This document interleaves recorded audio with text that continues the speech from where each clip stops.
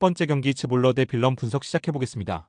즈볼레는 12월 열린 두 경기에서 실점하지 않으며 중상위권 팀들을 추격했다.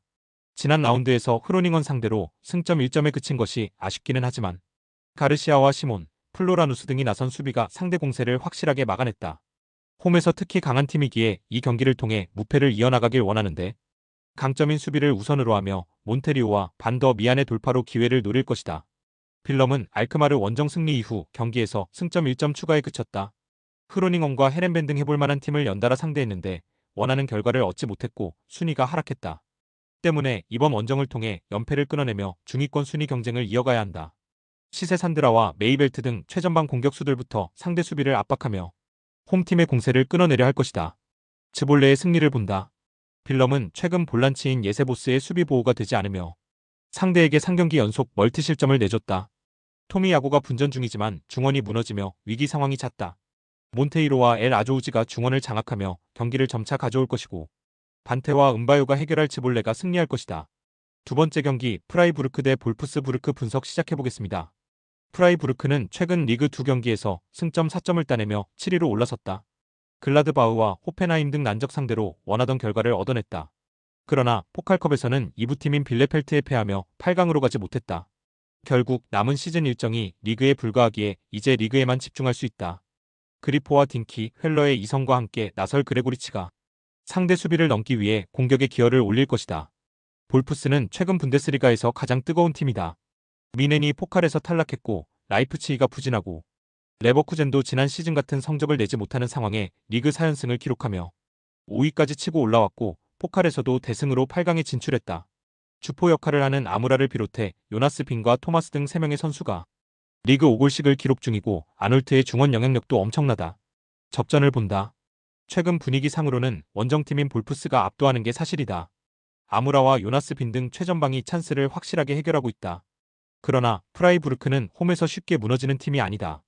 에게슈타인이 중원의 라인을 내리며 상대의 공세를 저지할 것이고 라인하르트와 긴터가 상대 공격수들을 몸을 날려 막아낼 프라이부르크가 홈에서 승점 1점을 챙길 수 있다. 세 번째 경기 엠폴리 대 토리노 분석 시작해보겠습니다. 엠폴리는 최근 성적이 매우 좋다.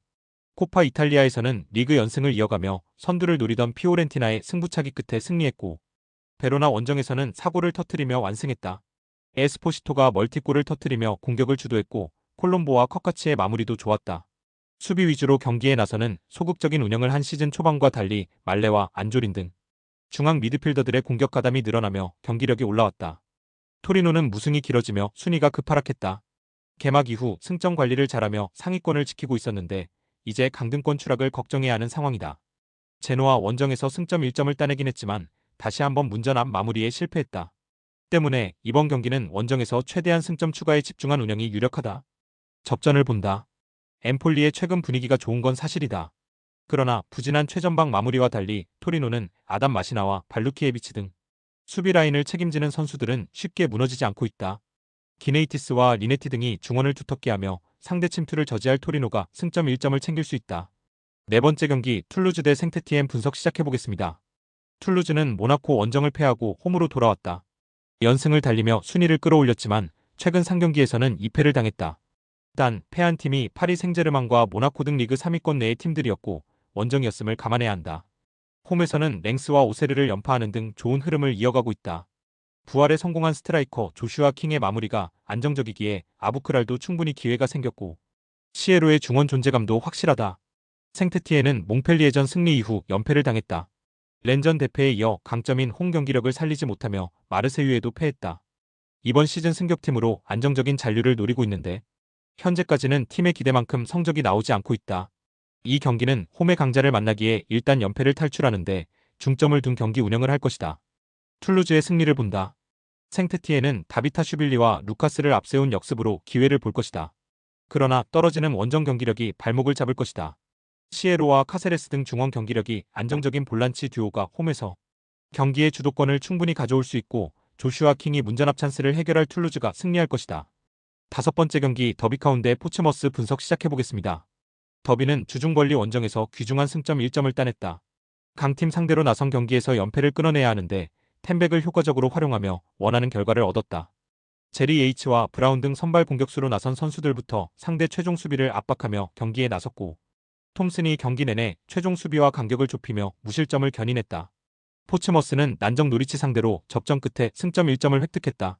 조시 머피가 기회를 골로 연결했다면 승리도 가능했는데, 그래도 그 경기 무승부로 4경기 연속 무패를 기록하며 강등권 탈출에 시동을 걸었다. 포츠의 중원 경기력이 워낙 좋은 최근이기에 어느 팀 상대로도 쉽게 흐름을 내주지 않았고, 슈미트 키퍼가 여러 차례 세이브로 실점을 막았다. 접전을 본다. 더비는 시즌 초반 홈에서 연승에 성공하는 등 홈 성적이 좋았다. 그러나 최근 스완지와 셰필드 웬즈데이에 연패하며 홈에서도 주춤하고 있다. 무패로 좋은 흐름을 최근이고 안정적인 수비를 바탕으로 경기에 임할 포츠머스가 무너지지 않을 것이다. 두 팀이 90분 동안 밀고 밀리는 경기를 하며 승점을 나눠 가질 것이다. 여섯 번째 경기 바야돌리드 대 발렌시아 분석 시작해보겠습니다. 바야돌리드는 이런 상황이 길어지면 다음 시즌 세군다로 내려갈 수 있다. 라리가가 16라운드까지 진행된 상황인데 2승에 그치고 있고 최근 5경기에서는 승점 1점이다다. 지난 라스팔마스 원정에서 마르코스의 골이 터졌지만 승리하지 못했고 떨어진 분위기를 끌어올릴 선수가 없다.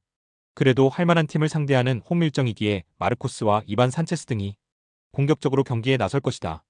발렌시아 역시 부진이 극심하다. 지난 라운드 경기에서는 라요 상대로 경기를 주도하고도 한 골이 터지지 않으며 패했고 마요르카전에 이어 연패 중이다. 우고, 두로와 바스케스, 리오자 등 해결할 선수들이 있지만 문전 앞에서 안정적인 마무리가 필요하다.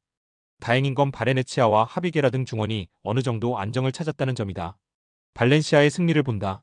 바야돌리드는 최하위 탈출을 위해 순위 경쟁 중인 발렌시아전을 반드시 잡아야 한다. 때문에 마르틴과 유리치 등 중앙 미드필더들이 적극적인 공격 가담을 위해 라인을 올릴 것이다.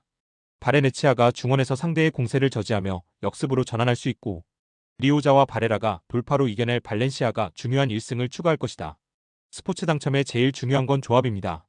각 팀 분석을 잘한다고 하여도 조합을 못할 경우 큰 배당을 가져가지 못하는 거 다들 아실 겁니다. 그리고 유튜브에 조합을 올려드릴 수 있지만 좀 더 자세한 정보들과 배당 흐름 및 각종 이슈 등 경기 전까지 어떻게 될지 모르니 조합을 빠르게 유튜브에 올려드릴 수 없는 점 양해 부탁드립니다. 조합 신청은 아래 고정 댓글 링크로 조합 신청 말 걸어주세요. 금전 요구 및 멤버십 가입 조건 일체 없습니다. 좋은 건 서로 나눠 갑시다.